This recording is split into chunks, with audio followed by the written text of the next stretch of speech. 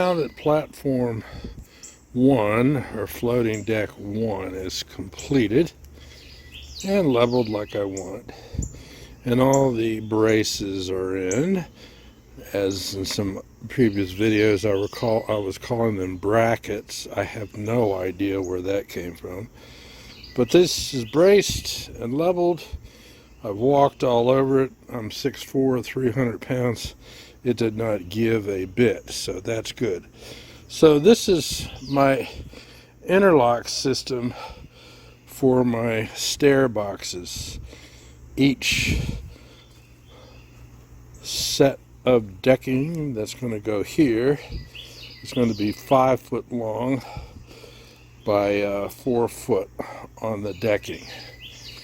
And I've got 2x6s in here for now. I may use them. I've got several spare. They seem to be even more sturdy than my thoughts of putting in 2x4s. But I may roll with these 2x6s trimmed down to the right height. I'll go ahead, and once I decide on what I'm going to use, I'll put several of my 4-inch screws into here and several 4-inch screws into here. And I just bought a Ryobi flexible bit so I can wangle down and put some screws into here going the other way. But I probably will not do that there. With 4 inches, I may put in some 2.5 inch screws, but down here I can definitely put in some 4-inch screws. That'll be nice.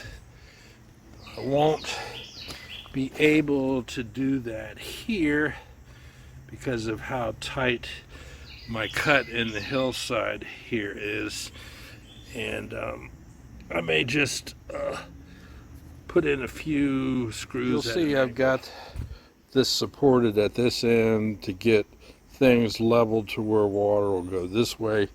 And the system I'll probably use is 4x4s in each corner, like I did up there, set down on a paver, sitting in paver base. Pretty straightforward. I thought about just maybe putting, when I do my braces, do a brace with a 4x4 going down to a paver here. I don't know whether I'll put a camo block on top of that. I'm not real sure. Again, I'm going to figure it out as I go.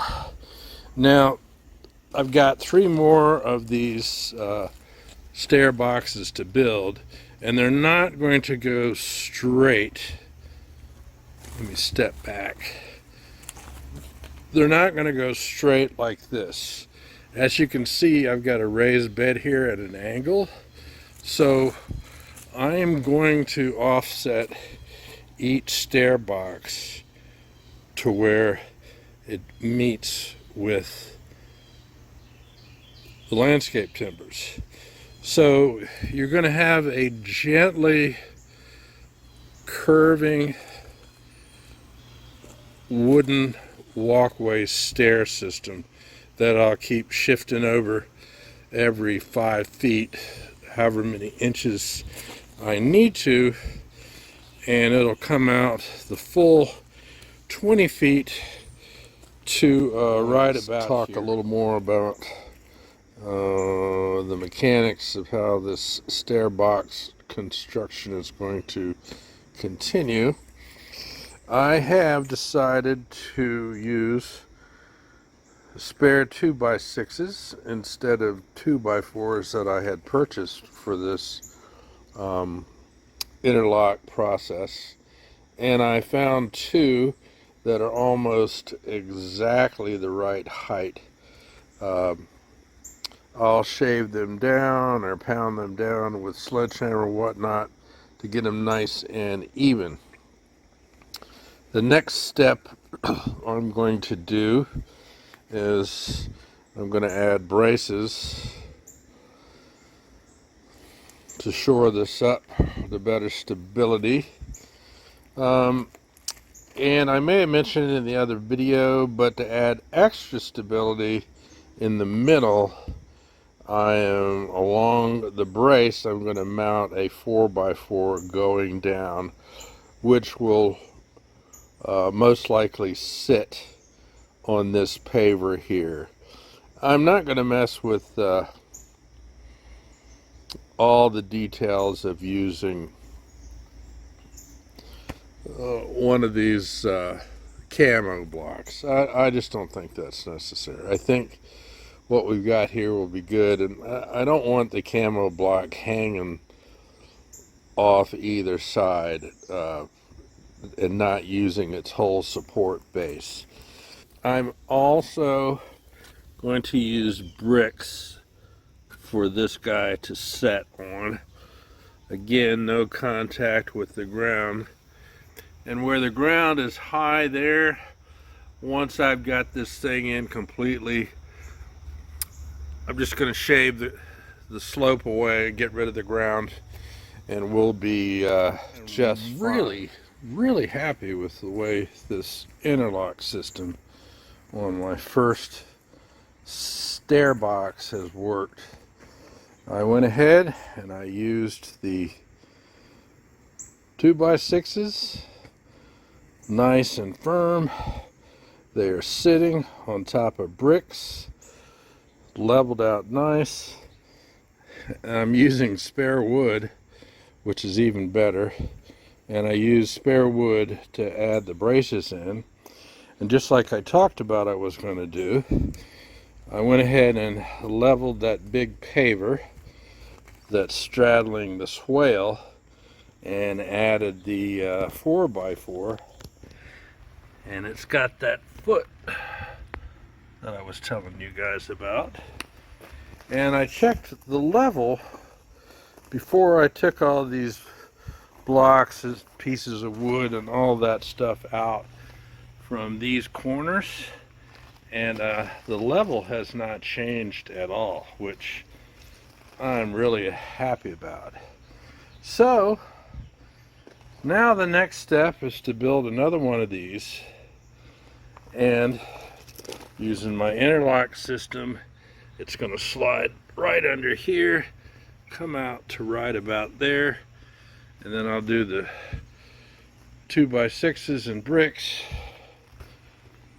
and we are looking good. It's great when stuff you draw out on paper actually works just like you thought it would. Well, I had a pretty busy day in the afternoon and the evening, so all I was able to get done today was to build a stair box number 2.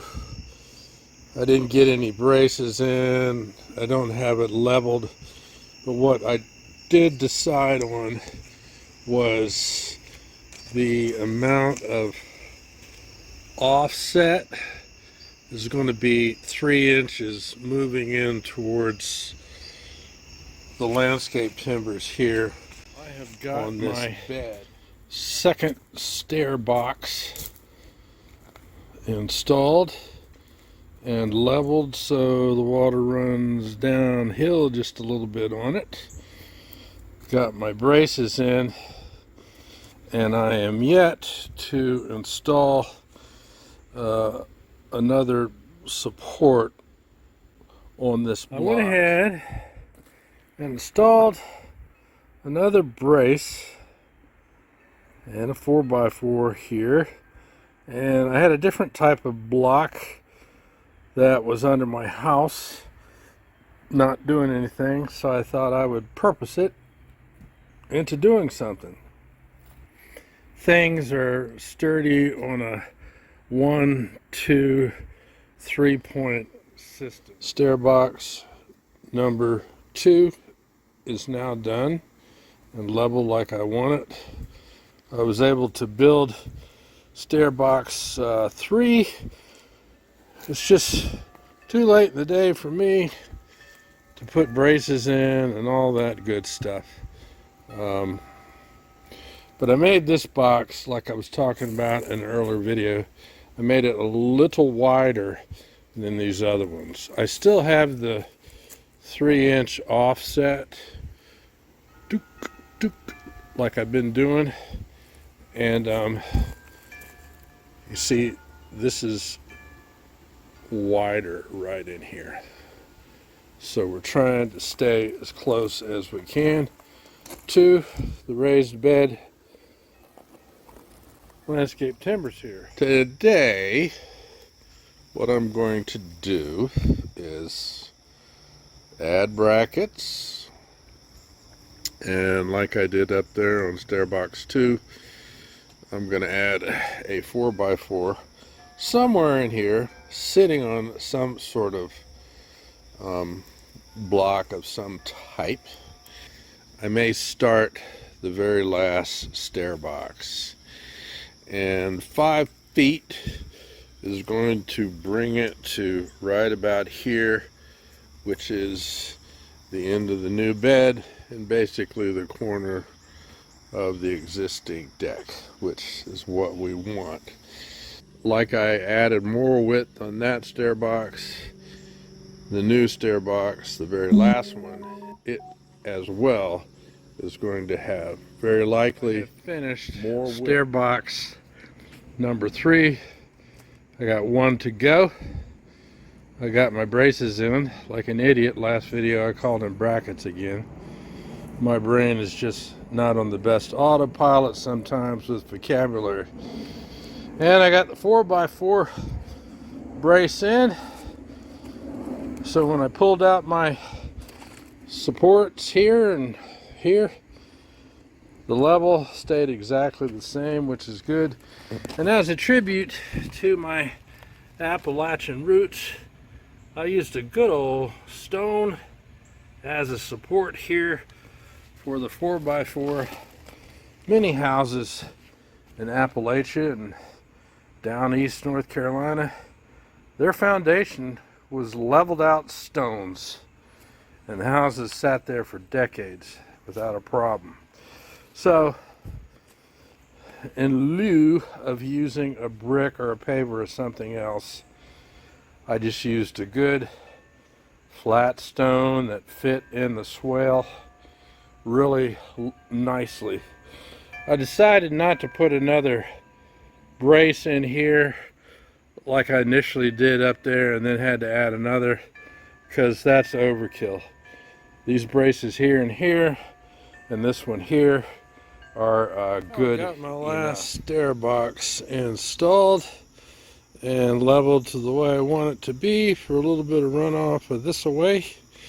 I noticed I got ahead of myself this morning wanting to get this installed, and I forgot to put my 2 boards coming in here. I'll put those in later, won't be a problem. And then my braces, and then lastly a 4x4 coming vertical down to be a brace for this end of. I've got stair 4 box put in, and all that's left now is to work on my swale, get that sort of going back again, flowing correctly, and removing dirt from areas that are too close to the wood in different places on stair box 3 and 4. And once that's done, water's flowing, dirt's away, I can start putting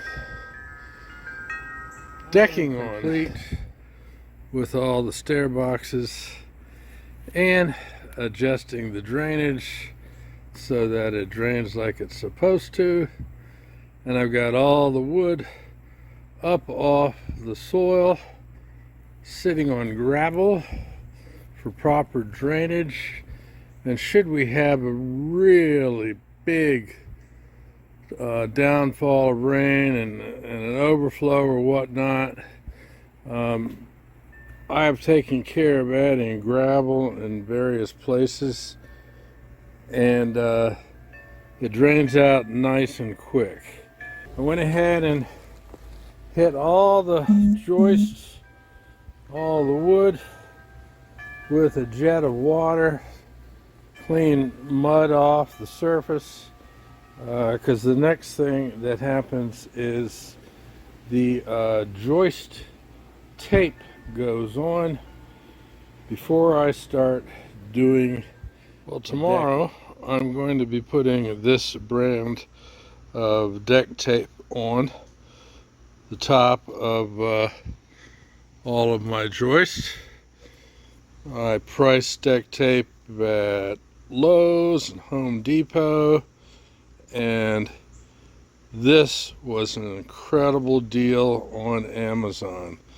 We're talking many dollars difference, and it's got really good reviews. I saved myself a lot of money when I bought all the rolls that I was going to need to do all of my joists for floating deck 2, floating deck 1, and these 4 stair boxes.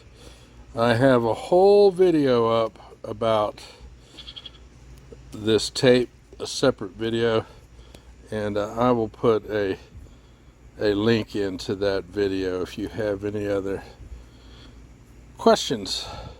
So make sure you get this stuff if you're going to cover your joist, because this is way cheaper than anything you'll find at Home Depot or Lowe's. Okay, we're going to put the joist tape on out here, and if I feel like it, I may do floating deck 1 as well. Decided to just go ahead and spray paint them, and you can see that the water beat it up on that spray paint. So that was a good idea. That'll work good at keeping water from getting in this stuff.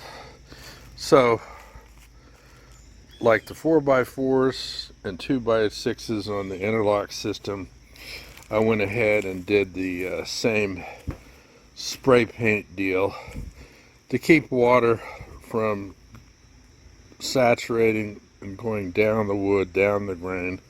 It'll bead up instead. And for this extra piece of decking wood that I used as a platform to even up and level out things, I went ahead and sprayed it. Okay, I'm opening this joist tape, and what we have here is a piece of tape with a film on the back covering the sticky side. So my guess is what you do is pull it off and measure how much you're going to need, and then pull and cut it to that length, and then pull the sticky off. So let's see how that works. Okay, I've got my first length of the stuff stretched out, so I can cut it right about there and stick it on. Now the width of this tape is enough that not only does it cover the top, but you've got a little bit on either side to wrap around your joist. Now, going to need some modification there. Cut it a little bit, as well as here and here and here, so that we can wrap around flush to each one of these joists. And I am going to probably do that right now before I pull the backing off, so I'm good to go. One piece of advice I think makes sense to do: I only pulled off part of this adhesive protection barrier just so I could get this stuff laid down and lined up for where it needs to be, and that way you don't have a huge long piece of sticky tape, you know, like how duct tape gets stuck to itself, and then you got a real mess. So what I've gone ahead and done is got that corner tacked down, and I'm going to make my cuts like I talked about earlier, and the final cut over here, and we'll go ahead and get this first strip down. My first piece of joist tape is on. Fairly sticky. I would advise, I didn't do this, but I'll do this for the rest of them, make sure that your wood is quite clean. That rain last night splashed up a lot of crap, so I'm going to have to brush along the edges and get all the loose soil, because that sort of interferes with the tape folding over and adhering. But you know what? This is a whole lot better than no tape at all. And once I get the decking put down, we're good to go. The second piece went on a whole lot easier, especially since I had cleaned the board up. I wanted to show you something that's sort of an irritant when you're trying to get this protective backing off of the tape. It will start to split as you're pulling off and come off in this, leaving this very hard to deal with, very hard to get off piece of protective backing, and you wind up wasting stuff, because like duct tape, it gets stuck together and you got to cut it off and throw it away. So what I've started doing is cutting my long piece and hanging it from a higher vantage point, and then I go ahead and I peel all of these off. You can handle, like I'm handling like 53.5 inches of this joist tape pretty well without too much trouble before I put it on. That last piece right there, I got a whole piece on without any protective housework inside first today, and then I finally got to get out and finish stair box 4 with the decking. And I don't know, first time I've ever done anything like this, and I think it looks fine. I biased the spacing of the decking to come as pretty much as close as I could to the landscape timbers here from this new bed I put in. So our final width from the bed is not that much, maybe 6 or 7 inches. I was trying to figure out spacing on these boards to allow for contraction and expansion of wood, and I went round and round about what I was going to do. I compared it to the spacing of the existing deck, but my wife and I talked about, why don't you use a paint stick? And I thought, well, yeah, maybe that. But then I compared the width of a space or paint stick to a yardstick, and it's exactly the same. So I was able to nicely just lay the stick between boards, and I got a nice consistent spacing. So now I know what the basic look I'm gonna get all the way up through here, and then I have finally finished all the joist taping for floating deck 1, and now it is time to put the decking on and measure it as needed properly. I spoke earlier about how I was going to put in a reference board that would be in line with the boards for floating deck 2. And you'll notice, as in what happens when you're working with older construction, things don't look exactly parallel here, do they? Now, all these joists were put in at right angles and double checked with right angled devices and measured properly, put in properly, and yet you have a straight board coming off the other side of the deck, and what do you get? You're off by, let's say, you start out at 1.5 inches, then here you're off by probably 3 inches, and by the time you get down to here, you're easy off 4.5 inches. So what that tells you is this original deck that I'm coming off of is not at right angles. Grossly, it might look like it's at right angles, but the way these stair boards were put on, they might look like right angles, but they are not. And it shows up when you try to line up things accordingly with one angle versus the other. But it's not a big deal, because I will lay out each piece of decking spaced properly, and they will be measured and cut on the angle here as needs be.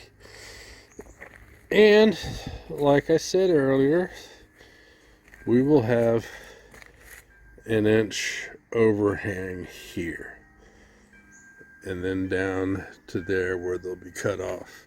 And then floating deck 1 will be done. My measurements and cutting for 2 boards so far. Anyway, pretty soon we're going to work our way all the way across here out to here. We're going to have a nice inch overlap here. I'll take a video showing the progress. But floating deck 1, or as I used to call it, platform 1, is finished. And got a nice angle cut here for my wheelbarrow path. All the boards are flush now with floating deck 2 board, decking board. So it's been a long haul getting to this point, but I haven't got all the screws in, but I got enough in so things are secure. Ooh, it's a nice cool morning, right around 56 degrees. Not going to get out of the 60s today. I am really happy with how floating deck 1 has turned out. My wife and I already broke it in and had a little dance. She's really pleased with it as well.